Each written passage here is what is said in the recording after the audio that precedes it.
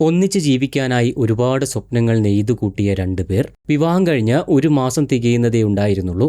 തിരുവനന്തപുരം നഗരം കാണാനിറങ്ങിയ ആ ദമ്പതികൾക്ക് വിധി കാത്തുവെച്ചത് മരണമായിരുന്നുവെന്ന് ആരും കരുതിയില്ല. തിരുവനന്തപുരം കവടിയാർ അപകടത്തിൽ ഗുരുതരമായി പരിക്കേറ്റ ചികിത്സയിലായിരുന്ന നവവരൻ ആഷിഖും കഴിഞ്ഞ ദിവസം വിടവാങ്ങിയിരിക്കുന്നു. തന്റെ പ്രിയപ്പെട്ടവൾ മരണപ്പെട്ടതറിയാതെയായിരുന്നു ആഷിഖിന്റെ വിയോഗം. കഴിഞ്ഞ മെയ് 8 വെള്ളിയാഴ്ചയായിരുന്നു തിരുവനന്തപുരം കവടിയാറിനെ നടുക്കിയ ആ അപകടം നടക്കുന്നത്. കുറവൻകോണം ഭാഗത്തു നിന്നും അമിത വേഗതയിലെത്തിയ കാർ നിയന്ത്രണം തെറ്റി ഫുട്പാത്തിലേക്ക് പാഞ്ഞു കയറുകയായിരുന്നു.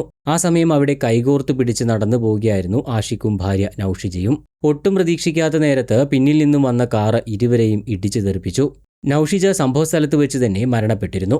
എന്നാൽ ഗുരുതരമായി പരിക്കേറ്റ ആഷിഖ് കഴിഞ്ഞ കുറച്ചു ദിവസങ്ങളായി തിരുവനന്തപുരം കിംസ് ആശുപത്രിയിലെ വെന്റിലേറ്ററിൽ മരണത്തോട് മല്ലിടുകയായിരുന്നു.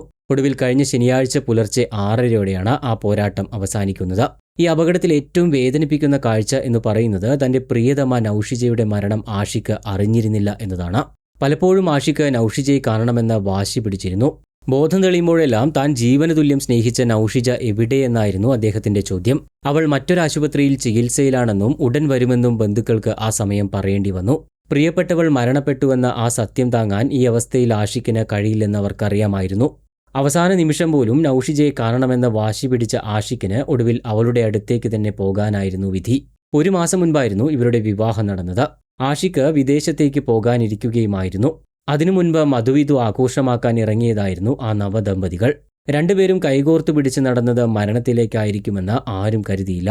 അമിത വേഗതയിൽ വന്ന കാറ് നൌഷിജയെയും ആഷിഖിനെയും കൂടാതെ സമീപത്തുണ്ടായിരുന്ന മറ്റ് 4 പേരെയും ഇടിച്ചു വീഴ്ത്തി. തുടർന്ന് 2 കാറുകളിലും ഒരു ബൈക്കിലും ഇടിച്ചാണ് ആ വാഹനം നിന്നത്. കാർ ഓടിച്ചിരുന്ന വ്യക്തിക്ക് രക്തസമ്മർദ്ദം കുറഞ്ഞതാണ് നിയന്ത്രണം നഷ്ടപ്പെടാൻ കാരണമായതെന്നാണ് പോലീസിന് നൽകിയ മൊഴി. പക്ഷേ ഒരു നിമിഷത്തെ ആ പാളിച്ച കവർന്നെടുത്തത് പടുത്തുയർത്താൻ കൊതിച്ച ഒരു കുടുംബത്തിന്റെ സ്വപ്നങ്ങളെയാണ്. റോഡരികിലൂടെ സുരക്ഷിതമായി നടന്നുപോകുന്നവർ പോലും എപ്പോൾ വേണമെങ്കിലും അപകടത്തിൽപ്പെട്ടേക്കാമെന്ന ഭയാനകമായ അവസ്ഥയിലേക്കാണ് ഇത്തരം സംഭവങ്ങൾ വിരൽ ചൂണ്ടുന്നത്. ആഷിഖിന്റെയും നൌഷിജയുടെയും ആത്മാവിനെ നിത്യശാന്തി നേരുന്നു. പ്രിയപ്പെട്ടവരുടെ വിയോഗത്തിൽ തളർന്നുപോയ ആ കുടുംബത്തിന്റെ ദുഃഖത്തിൽ നമുക്കും പങ്കുചേരാം.